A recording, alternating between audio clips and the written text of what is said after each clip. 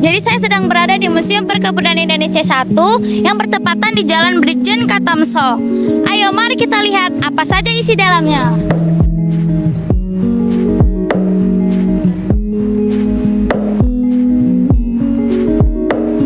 Hai guys, di kota Medan saat ini memiliki museum perkebunan yang pertama loh di Indonesia.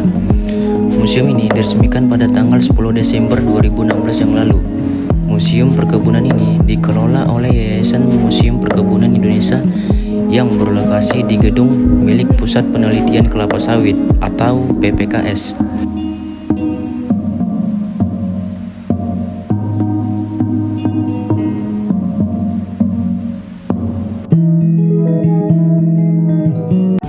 Halo guys, jadi sebelum kita memasuki museum ini, kita dikenakan tiket sebesar 10.000. Ayo kita lihat.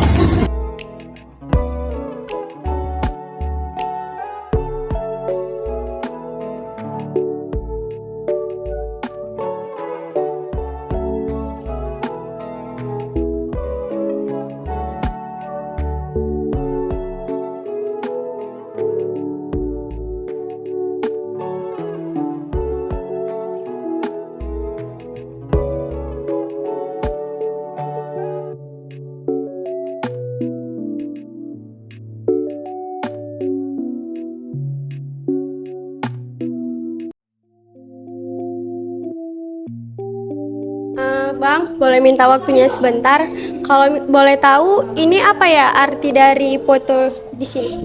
Ya, sebelum ini gambar yang terdapat pada gambar ini merupakan museum ini yang dimana dahulunya menjadi rumah untuk direktur yang melakukan penelitian terhadap penelitian sawit. Oh, jadi semua direktur perkebunan tinggalnya di gedung ini ya, Bang? Tidak, hanya direktur saja dan beserta para keluarganya. Museum ini merupakan museum yang kedua berada di Jalan Brigjen Katamso. Sebelumnya masih ada satu museum lagi di Jalan Pemuda. Terima kasih ya, Bang. Ya, sama-sama.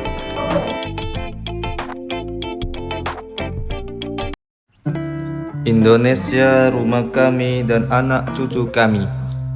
Indonesia rumah kami, dari bumi dan tanahnya sudah ditumbuhkan berbagai tanaman yang hasilnya bahkan sudah mendahului zaman menjelajah jauh ke tanah asing.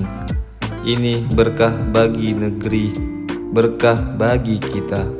Kita wajib menghormati dan merawatnya karena ini adalah berkah untuk anak cucu kita. Oke guys, sebelum kami melanjutkan wawancara, mari sama-sama kita melihat PPKS atau dikenal Pusat Penelitian Kelapa Sawit Medan.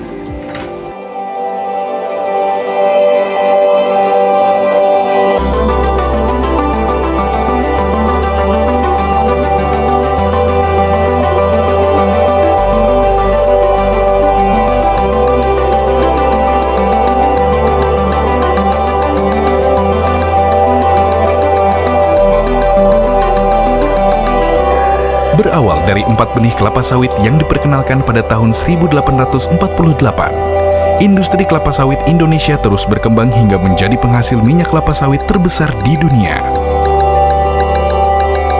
keberadaan lembaga riset yang fokus menangani penelitian kelapa sawit turut berkontribusi terhadap pesatnya perkembangan industri kelapa sawit di Indonesia.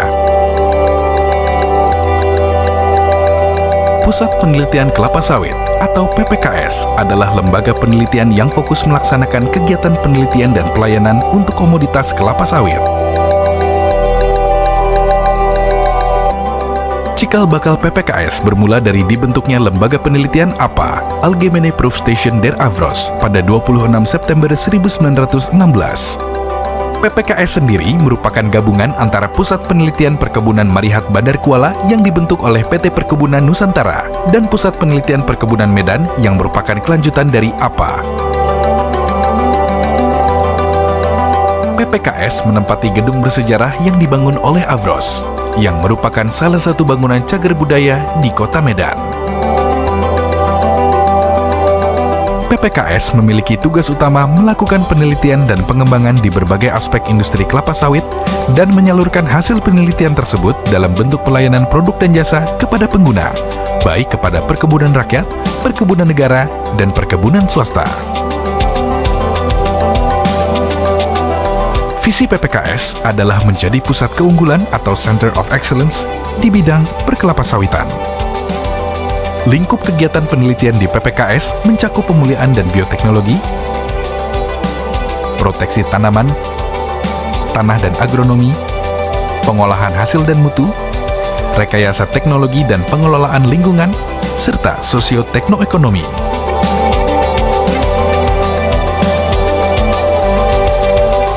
Dalam perjalanannya, PPKS telah berkontribusi dalam mendukung industri kelapa sawit di Indonesia melalui pemanfaatan hasil-hasil penelitian yang mencakup perakitan varietas unggul kelapa sawit, feromonas untuk pengendalian hama kumbang tanduk atau Oryctes rhinoceros, biofungsida Marfupe untuk pengendalian penyakit busuk pangkal batang yang disebabkan oleh Ganoderma bondinens, teknologi hatch and carry untuk serangga penyerbu kelapa sawit Elaiodobius cameronicus dalam upaya peningkatan fruit set kelapa sawit, formulasi pupuk untuk berbagai kondisi pertanaman, berbagai produk oleopangan dan oleokimia, konsep integrasi sapi, sawit, dan energi untuk mendukung industri kelapa sawit yang berkelanjutan. Varietas kelapa sawit yang dihasilkan oleh PPKS memiliki keunggulan dalam tingkat produksi tandan dan minyak, serta memiliki daya adaptasi yang luas. Beberapa varietas unggul tersebut antara lain DP Simalungun, DP PPKS 540 yang merupakan turunan Piscifera terkenal SP 540, DP PPKS 718, DP PPKS 239, DP Yangambi yang merupakan turunan Piscifera Yangambi, dan DP Sungai Pancur 1 atau yang lebih dikenal dengan varietas Dampi. PPKS telah memproduksi tanaman kelapa sawit unggul sesuai dengan standar sistem manajemen mutu ISO 9001-2008. Selain penyaluran produk-produk hasil penelitian, PPKS juga memberikan program layanan jasa konsultasi yang meliputi rekomendasi pemupukan tanaman, survei lahan dan studi kelayakan pembangunan kebun kelapa sawit, bantuan teknis untuk pemecahan permasalahan kelapa sawit, serta program konsultasi dan pelatihan sumber daya manusia untuk pemerintah, swasta, dunia pendidikan, dan masyarakat luas. Pelayanan jasa laboratorium diberikan untuk analisis tanah, daun, pupuk, produk-produk minyak sawit, serta analisis air juga limbah, dan telah mendapat sertifikat akreditasi dari Komite Akreditasi Nasional. Beberapa prestasi yang telah diraih antara lain, penunjukan sebagai pusat unggulan iptek kelapa sawit oleh Kementerian Ristek dan Pendidikan Tinggi, Bakri Award, serta inovasi produk terbaik dalam Lomba Cipta Karya Inovasi BUMN. Guna mendukung peningkatan produksi kelapa sawit milik rakyat, PPKS telah menggagas beberapa program, antara lain Program Sawit untuk Rakyat atau Prowitra yang bertujuan untuk membagi pengetahuan budidaya kelapa sawit dan penyaluran bahan tanaman ke sentra pengembangan kelapa sawit rakyat. program waralaba bibit kelapa sawit, dan pembukaan ruko outlet PPKS.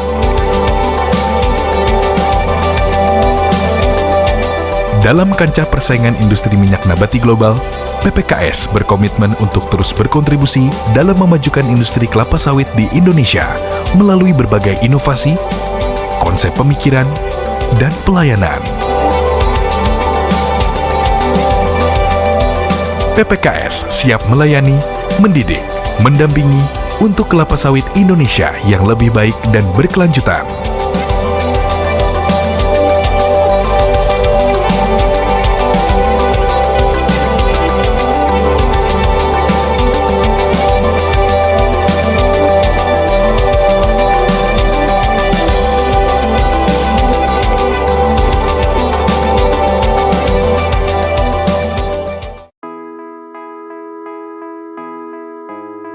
Bertanya bang, kenapa lebih banyak perempuan yang bekerja di foto itu seperti ibu ini yang dipajang di sini?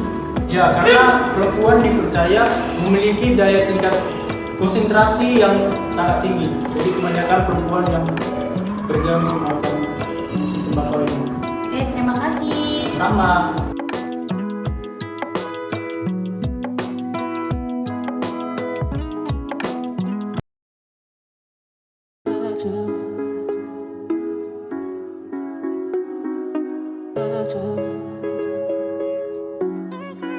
Museum ini telah banyak dibuat berbagai infografis yang menjelaskan tentang perkebunan Indonesia, mulai dari sejarah perkebunan Indonesia hingga komoditas apa saja yang dihasilkan, seperti sawit, kopi, teh, tembakau, karet, kakao, dan tebu. Nah, uniknya di ruangan ini Anda akan diinformasikan tentang teknologi pertanian yang mampu mengelola kelapa sawit menjadi banyak komoditi, misalnya yaitu kosmetik, bahan makanan, maupun minyak goreng.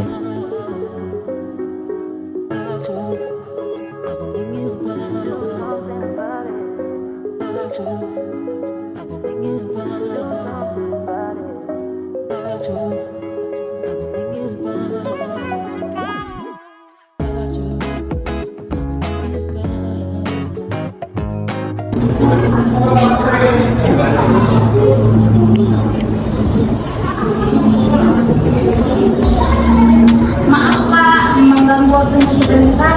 Ingin bertanya, ini kegunaannya buat apa ya? Sama berasal dari mana? Jadi di depan kita ini namanya lincah. Lincah sendiri itu berasal dari bahasa Jawa yang artinya bangku panjang. Dan ini digunakan untuk mengangkut daun tembakau yang akan ditimbang. Oke, terima kasih Pak atas jawabannya. Kenapa?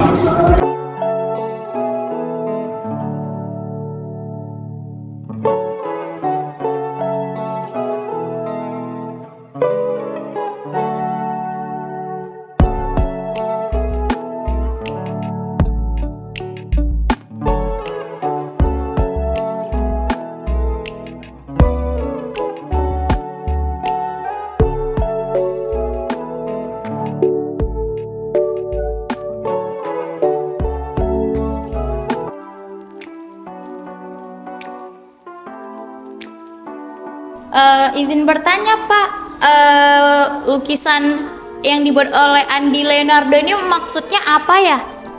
Jadi ini salah satu lukisan bangunan pabrik pengolahan kelapa sawit milik PT Skovindo yang dibangun bandar dan mengolah tanda buah kelapa sawit menjadi minyak kelapa sawit dan inti dari sawit itu. Oh begitu. Terima kasih ya Pak. Sama.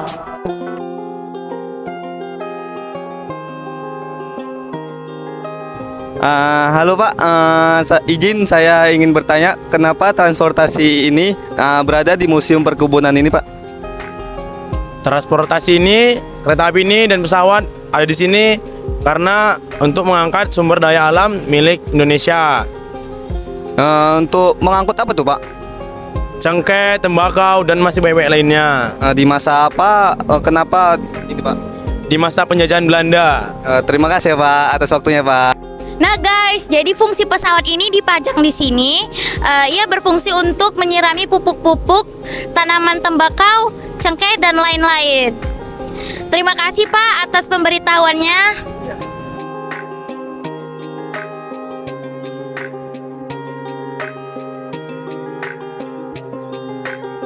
Di setiap ruangannya terdapat hasil nyata dari perkebunan tersebut dan produk yang dibuat dari perkebunan sawit. Berbagai koleksi yang ada di dalam museum ini ditampilkan sederhana tapi terkesan menarik. Nah, kesimpulan yang kami dapat di museum ini, sejarah Indonesia tak bisa dilepaskan komoditas perkebunan. Bangsa-bangsa Eropa konon rela datang beratus-ratus kilometer jauhnya demi mendapatkan pala, tembakau, cengkeh, dan rempah-rempah lain.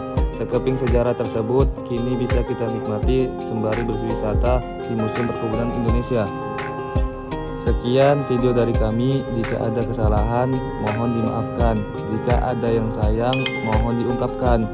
Ayu ting ting, beli kepiting. Thank you for everything.